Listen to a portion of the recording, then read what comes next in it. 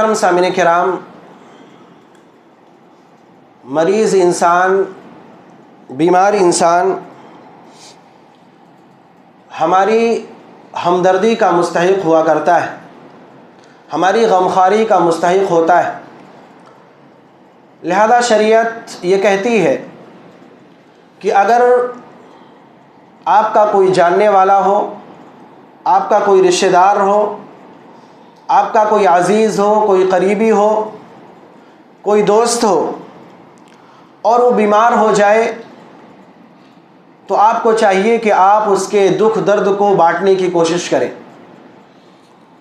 بیماری کا جو وقت ہوتا ہے یہ نہایت ہی مایوسی کا، دکھ درد اور غمی کا وقت ہوتا ہے۔ لہذا ایسے وقت میں ضروری ہوتا ہے کہ اس بیمار شخص کی پریشانی میں، اس کے دکھ میں، درد میں ہم اور آپ شریک ہوں، اسے دلاسا دیں، اس درد کو بانٹنے کی کوشش کریں۔ اسی لیے شریعت نے ہمیں یہ تعلیم دی ہے کہ اگر کسی بھی مریض کی مرض کی خبر آپ کو ملتی ہے، کوئی شخص بیمار ہوا آپ کے جاننے میں، پہچان میں، اور اس کی خبر آپ تک پہنچ جاتی ہے تو آپ کو چاہیے کہ آپ اس کی عیادت کے لیے جائیں، اس کی خبر گیری کے لیے جائیں۔ اور اس کام کو شریعت نے مسلمانوں کے آپسی حقوق میں سے ایک بنیادی حق قرار دیا ہے۔ مسلمانوں کے جو آپسی حقوق ہے کہ ایک مسلمان کے دوسرے مسلمان پر حقوق عائد ہوتے ہیں، جس کی ادائیگی ہر ایک مسلمان کے لیے ضروری ہے اور اس میں کوتاہی کسی بھی صورت میں قابل قبول نہیں ہے۔ انہی حقوق میں سے ایک بنیادی حق ہے کہ جب بھی کسی کی بیماری کی خبر آپ کو پہنچتی ہے، وہ شخص آپ کے سے تعلق رکھنے والا ہے، کسی بھی اعتبار سے آپ سے تعلق رکھتا ہو، چاہے رشتے کے اعتبار سے، چاہے عام مسلمان آپ کے پڑوسی ہونے کے اعتبار سے، یا کسی اور اعتبار سے اس کا تعلق آپ سے ہے، آپ اس کی بیماری کے بارے میں جانتے ہیں تو آپ کے لیے ضروری ہو جاتا ہے کہ آپ اس کی عیادت کے لیے جائیں، کیونکہ یہ اس کا بنیادی حق ہے۔ اگر آپ اس کی عیادت کے لیے نہیں جاتے، اس کی خبر گیری کے لیے نہیں جاتے، تو آپ اس کے ایک بنیادی حق میں کوتاہی کر رہے ہیں، جس میں اللہ رب العالمین کے ہاں آپ کی پکڑ ہو سکتی ہے۔ اسی وجہ سے دیکھیں اللہ کے رسول صلی اللہ علیہ وسلم نے ایک حدیث کے اندر، بڑی مشہور حدیث ہے، اللہ کے رسول صلی اللہ علیہ وسلم نے اس میں ایسے لوگوں کو وعید سنائی ہے جو خبر ہونے کے باوجود، علم ہونے کے باوجود کسی مریض کی عیادت کے لیے نہیں پہنچتے۔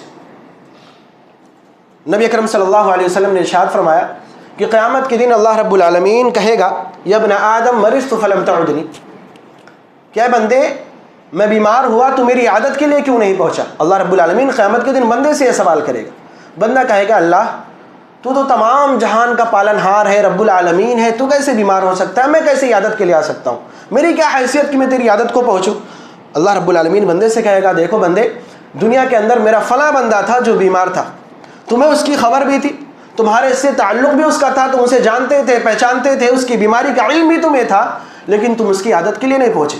اگر تم اس کی عیادت کے لیے جاتے، اس کی خبر گیری کے لیے اس کے پاس پہنچتے تو تم اس کے پاس مجھے ضرور پاتے۔ اس حدیث میں اگر آپ غور کریں تو اس سے پتہ چلتا ہے کہ اگر کوئی شخص ایسا ہے جو بیمار ہے، اس سے آپ کا تعلق ہے، آپ جانتے ہیں، پہچانتے ہیں، تو آپ کے لیے ضروری ہو جاتا ہے کہ آپ اس کی عیادت کے لیے پہنچیں۔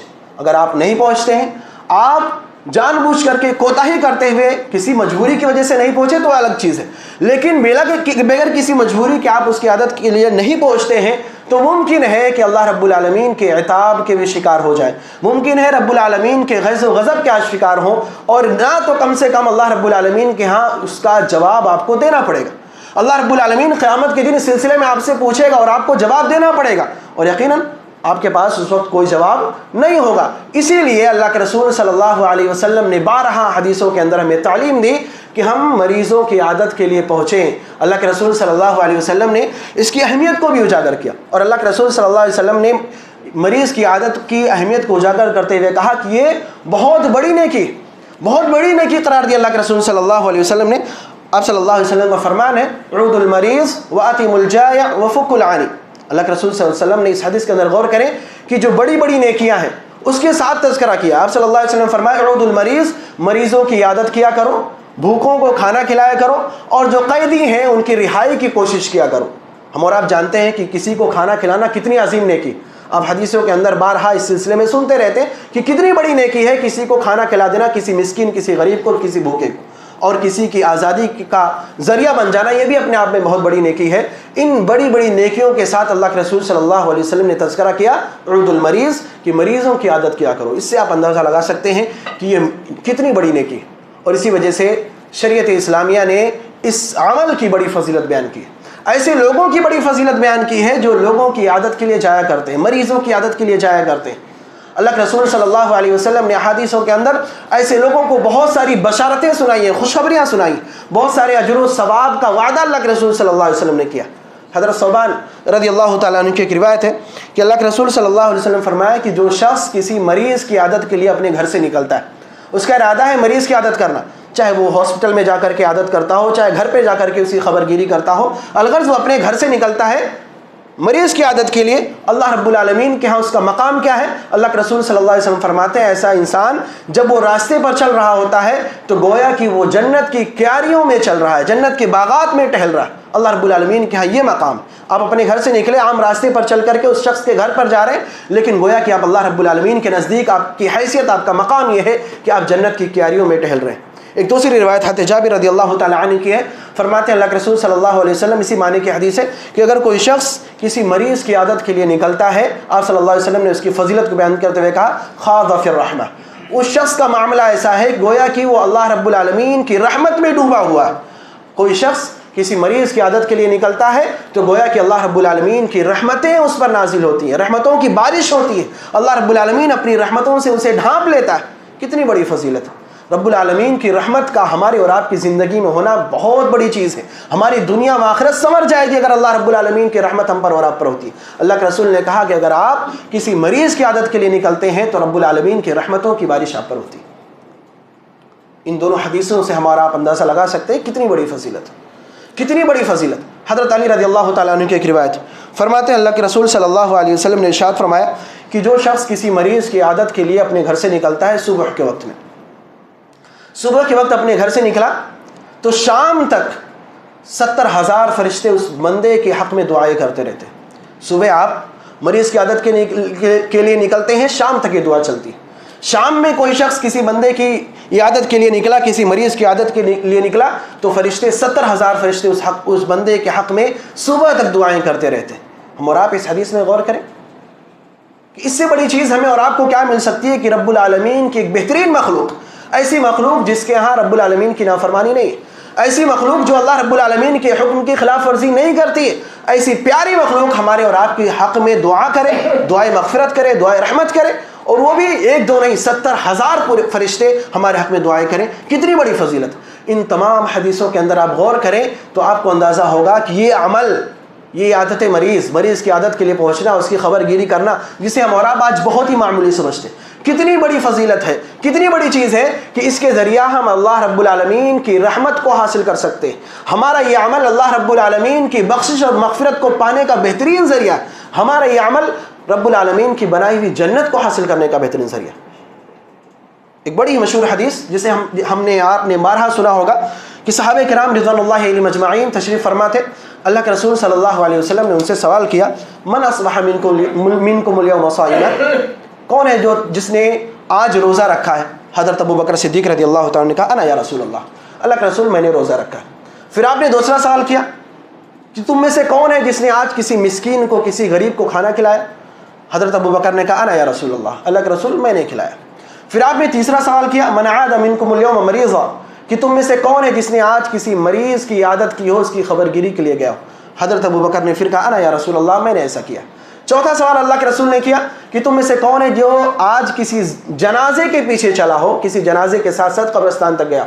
حضرت ابو بکر صدیق رضی اللہ تعالیٰ نے پھر سے کہا اللہ کے رسول میں نے کیا۔ اس کے بعد آپ صلی اللہ علیہ وسلم نے فرمایا مجتمعت هذه الخصال قط في رجل الا دخل الجنہ، کہ جس کسی انسان میں، جس کسی آدمی کے اندر یہ خصلتیں جمع ہو جائیں، یہ عادتیں کسی انسان کے اندر پائی جائیں، یہ نیکی کسی انسان کے اندر پائی جائے، وہ انسان سیدھا جنت کے اندر داخل ہوگا۔ کوئی بھی چیز اسے جنت میں داخل ہونے سے نہیں روک سکتی اگر یہ نیکیاں انسان کے اندر موجود ہیں۔ یہ 4 خصلتیں اللہ کے رسول صلی اللہ علیہ وسلم نے جس حدیث کے اندر گنائی، اس میں سے ایک خصلت مریض کی عادت کرنا بھی ہے۔ ہم اور آپ اس حدیث سے بھی اندازہ لگائیں کتنی بڑی فضیلت کی چیز ہے جسے ہم اور آپ بڑی آسانی سے ترک کر دیتے ہیں۔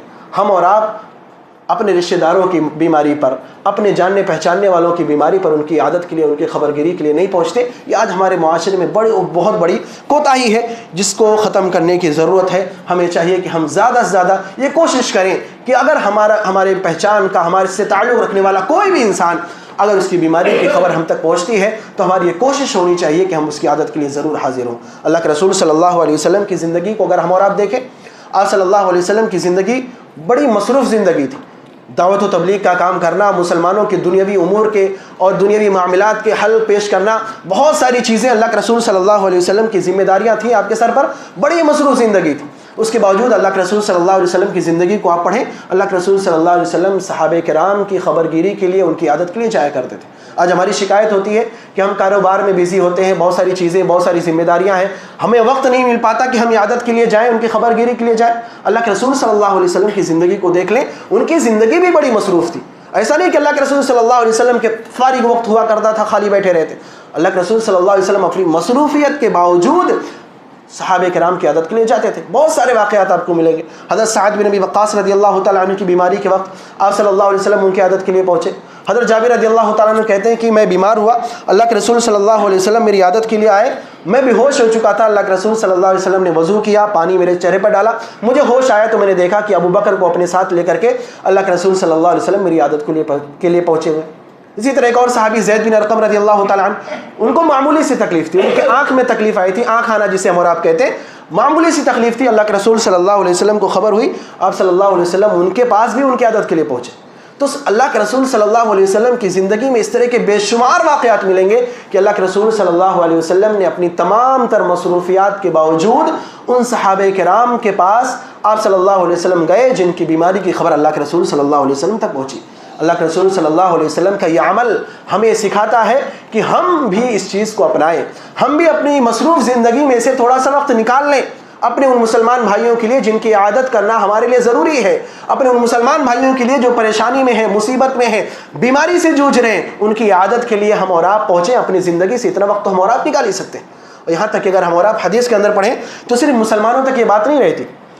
شریعت ہمیں یہاں تک بھی اجازت دیتی ہے کہ اگر کوئی غیر مسلم ہے، اگر اس سے ہمارا کوئی تعلق ہے، تعلق کسی بھی اعتبار سے ہو، چاہے وہ کاروباری اعتبار سے ہو، ہمارا پڑوسی ہو، ہمارے ساتھ اٹھنے بیٹھنے والا ہو، ہمارے جان پہچان کا کوئی غیر مسلم بھی ہے، وہ بھی اگر بیمار ہوتا ہے تو شریعت ہمیں اجازت دیتی ہے کہ ہم اس کی عادت کے لیے بھی پہنچیں. اور خود اللہ کے رسول صلی اللہ علیہ وسلم کے عمل سے بھی یہ ثابت ہوتا ہے. صحیح بخاری کی روایت ہے کہ ایک یہودی لڑکا تھا جو اللہ کے رسول صلی اللہ علیہ وسلم کی خدمت کیا کرتا تھا. جب وہ لڑکا بیمار ہوا تو اللہ کے رسول صلی اللہ علیہ وسلم اس کی عادت کے لیے پہنچے، اور وہ لڑکا مرض الموت میں شامل تھا. اس لیے اللہ کے رسول صلی اللہ علیہ وسلم نے اسے توحید کی دعوت دی اور اس نے اسلام قبول کیا. ایک لمبا واقعہ ہے. اللہ کہنے کا مقصد یہ ہے کہ اللہ کے رسول صلی اللہ علیہ وسلم نے غیر مسلموں کی بھی عادت کی. اس سے ہمیں اور آپ کو یہ ثبوت ملتا ہے کہ ہم اور آپ کو بھی چاہیے کہ ہم بھی اپنے ان مسلمان بھائیوں کے، اپنے غیر مسلم بھائیوں کے لیے جن سے ہمارا تعلق ہے، جن کے ساتھ ہمارا اٹھنا بیٹھنا ہے، اگر وہ بھی بیمار ہوتے ہیں تو از راہ انسانیت، ہمدردی کے تئیں، انسانیت کے تئیں ہمیں چاہیے کہ ہم جا کر کے ان کی بھی تیمارداری کریں، ان کی عادت کے لیے بھی پہنچیں، ان کی بھی خبر گیری کریں. یہ شریعت ہمیں اجازت بھی دیتی ہے اور اللہ کے رسول صلی اللہ علیہ وسلم نے یہ کر کے ہمیں اور آپ کو دکھلایا بھی ہے. تو ان تمام چیزوں کا خلاصہ یہی کہ ہم اور آپ ہمیشہ یہ کوشش کریں کہ اگر کوئی بھی شخص جسے ہم جانتے پہچانتے ہوں، جس سے ہمارا کوئی تعلق ہو، اگر اس کی بیماری کی خبر ہم تک پہنچتی ہے تو ہماری پوری کوشش ہونی چاہیے کہ ہم اپنی زندگی سے تھوڑا سا وقت نکال کر کے اس کی عادت کے لیے پہنچ جائیں. یہ ہم سے اور آپ سے مطلوب ہے. اسی طرح جب ہم اور آپ کسی مریض کی عادت کے لیے جائیں تو چند چیزوں کا خیال رکھنا بہت ضروری ہے، چند باتوں کا لحاظ رکھنا بہت ضروری ہے کہ اگر ہم ان چیزوں کا لحاظ نہیں رکھتے، ان کا خیال نہیں رکھتے ہیں تو ممکن ہے کہ ہم اس مریض کو، اس بیمار کو اپنے اس حرکت سے، اپنے عمل سے تکلیف پہنچائیں. وہ آداب کیا ہیں؟ سب سے پہلا ادب یہ کہ جب ہم کسی مریض کی عادت کے لیے جائیں تو ہم اس کے لیے مناسب وقت کا انتخاب کریں کہ کون سا وقت مناسب ہوگا، کس وقت میں ہمیں مریض کے پاس جانا چاہیے. ایسے نہیں کبھی بھی اٹھ کر کے پہنچ گئے. ہم اور آپ اس بات کا خیال رکھیں کہ وہ وقت مریض کے لیے جس سے ہم اور آپ ملنے جا رہے ہیں مناسب وقت ہو، ایسا نہ ہو کہ اس کے سونے کے وقت میں، اس کے آرام کرنے کے وقت میں ہم اس کے پاس پہنچ جائیں۔ جو غیر مناسب وقت ہے، اس کے کھانے پینے کا وقت ہے، ہم اس وقت میں پہنچ جائیں جو غیر مناسب وقت ہے۔ ایسے وقت میں اگر ہم اور آپ پہنچتے ہیں تو ممکن ہے کہ اسے ہم اور آپ تکلیف پہنچائیں، اسے پریشان کریں، ہماری اس پہنچنے کی وجہ سے اسے پریشانی ہو سکتی ہے۔ اس لیے ہماری سب سے پہلے کوشش ہونی چاہیے کہ جس کی عادت کرنی ہے، ہم اس کے آس پاس رہنے والے لوگوں سے، اس کے گھر والوں سے دریافت کر لیں کہ اس مریض کے مشغولیات کے اوقات کون سے ہیں، جن اوقات میں وہ آرام کرتا ہے یا کھانے پینے کا وقت ہے، اس کے راحت کا وقت ہے، سونے کا وقت ہے، ان چیزوں، ان اوقات کو چھوڑ کر کے بقیہ کسی وقت میں جو مناسب ہو ہم اس کی عادت کے لیے پہنچیں۔ یہ سب سے پہلی چیز، اس کا ہمیں خیال رکھنا ہے۔ دوسری چیز کہ جب ہم مریض کے پاس پہنچیں عیادت کے لیے تو ہماری یہ کوشش ہونی چاہیے کہ ہم مریض کے پاس کم سے کم وقت گزاریں، جتنی جلدی ممکن ہو سکے وہاں جا کر کے اس سے اس کی خیریت دریافت کر کے، حال احوال پوچھ کر کے، اس کے حق میں دعائیں کر کے وہاں سے نکلنے کی کوشش کریں جتنی جلدی ممکن ہو۔ بہت سے لوگ ہوتے ہیں جو مریض کے پاس جا کر کے اتنی دیر تک بیٹھتے ہیں اور گپ شپ میں لگے رہتے ہیں، ادھر ادھر کی باتیں کرتے ہیں، جس سے مریض کو پریشانی ہوتی۔ بہت سا اوقات لوگ بیٹھ کر کے اس طرح گفتگو میں مشغول ہو جاتے ہیں، انہیں خیال نہیں رہتا کہ ہم مریض کے پاس بیٹھیں، اور ان کی اس باتوں سے مریض کو تکلیف ہوتی ہے، اگرچہ وہ کہہ نہیں پاتا، وہ بول نہیں پاتا، لیکن پریشان ہو رہا ہوتا ہے۔ ہمیں چاہیے کہ ہم اس چیز کا خیال رکھیں، مریض کے پاس ہم عیادت کرنے کے لیے گئے، کسی خوشی کے موقع پر نہیں پہنچے، زیارت کرنے کے لیے نہیں پہنچے، کوئی پارٹی منانے کے لیے نہیں پہنچے ہم اور آپ کے وہاں لمبے سے لمبا وقت گزارے۔ آپ عیادت کے لیے گئے ہیں، مریض کی خیریت دریافت کرنے کے لیے گئے ہیں، تو وہاں پہنچ کر کے آپ اس سے اس کی خیریت دریافت کریں، دعا دیں، اور جتنی جلدی ممکن ہو وہاں سے نکلیں۔ ہاں، اگر مریض خود چاہتا ہے کہ آپ وہاں بیٹھیں تو پھر آپ وہاں بیٹھ جائیں۔